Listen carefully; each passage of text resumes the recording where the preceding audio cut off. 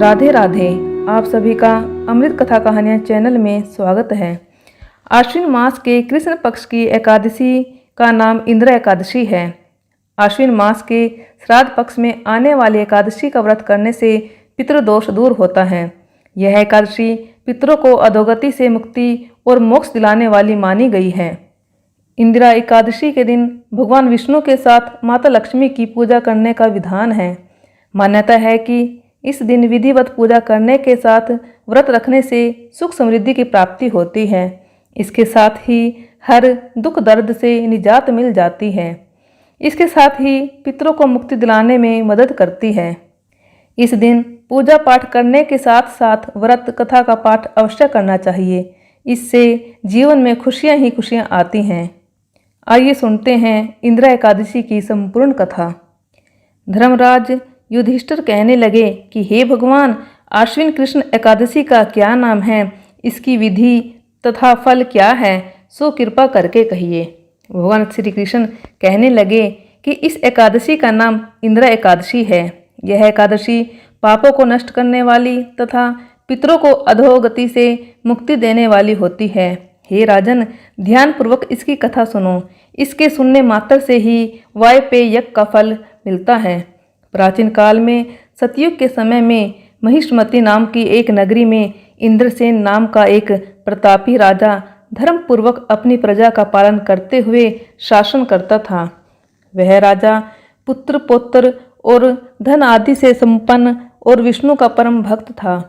एक दिन जब राजा सुखपूर्वक अपनी सभा में बैठा था तो आकाश मार्ग से महर्षि नारद उतरकर उसकी सभा में आए। राजा उन्हें देखते ही हाथ जोड़कर खड़ा हो गया और विधि पूर्वक आसन व अर्घ्य दिया। सुख से बैठकर मुनि ने राजा से पूछा कि हे राजन, आपके सातों अंग कुशल पूर्वक तो हैं, तुम्हारी बुद्धि धर्म में और तुम्हारा मन विष्णु भक्ति में तो रहता है। देवऋषि नारद की ऐसी बातें सुनकर राजा ने कहा, हे महर्षि, आपकी कृपा से मेरे राज्य में सब कुशल है तथा मेरे यहाँ यज्ञ कर्म आदि सुकृत हो रहे हैं। आप कृपा करके अपने आगमन का कारण कहिए।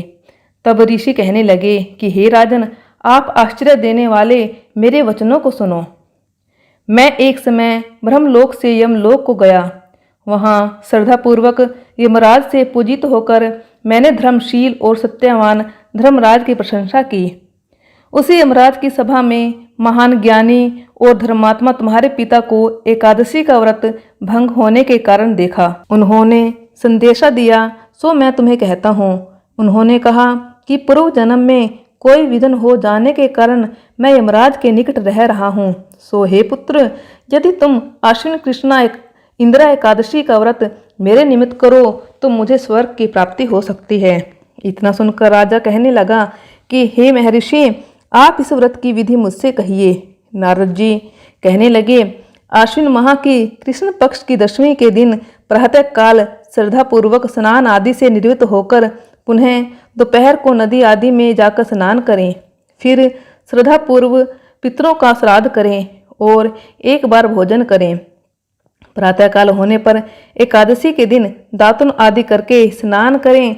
फिर व्रत के नियमों को भक्ति पूर्वक ग्रहण करता हुआ प्रतिज्ञा करें कि मैं आज संपूर्ण भोगों को त्याग कर निराहार एकादशी का व्रत करूंगा। हे अच्युत, मैं पुंडरी काक्ष, मैं आपकी शरण हूँ, आप मेरी रक्षा कीजिए। इस प्रकार नियम पूर्वक शालिग्राम की मूर्ति के आगे विधि पूर्वक श्राद्ध करके योग्य ब्राह्मण को फलाहार का भोजन कराएं और दक्षिणा दें। पितरों के श्राद्ध से जो बच जाए उसको सूंघकर गौ को दें तथा धूप दीप गंध पुष्प नैवेद्य आदि सब सामग्री से ऋषिकेश भगवान का पूजन करें। रात में भगवान के निकट जागरण करें। इसके पश्चात द्वादशी के दिन प्रातःकाल होने पर भगवान का पूजन करके ब्राह्मणों को भोजन कराएं। भाई बंधुओं, स्त्री और पुत्र सहित आप भी मौन होकर भोजन करें। नारद जी कहने लगे कि हे राजन, इस विधि से यदि तुम आलस्य रहित होकर इस एकादशी का व्रत करोगे तो तुम्हारे पिता अवश्य ही स्वर्ग लोक को जाएंगे। इतना कहकर नारद जी अंतर्ध्यान हो गए। नारद जी के कथानुसार राजा द्वारा अपने बांधवों तथा दासों सहित व्रत करने से आकाश से पुष्प वर्षा हुई और उस राजा का पिता गरुड़ पर चढ़कर विष्णु लोक को गया।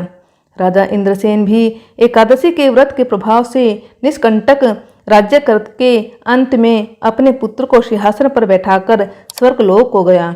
हे युधिष्ठिर, यह इंद्र एकादशी के व्रत का महात्म्य मैंने तुमसे कहा। इसके पढ़ने और सुनने से मनुष्य सब पापों से छूट जाते हैं और सब प्रकार के भोगों को भोग कर वैकुंठ को प्राप्त होते हैं।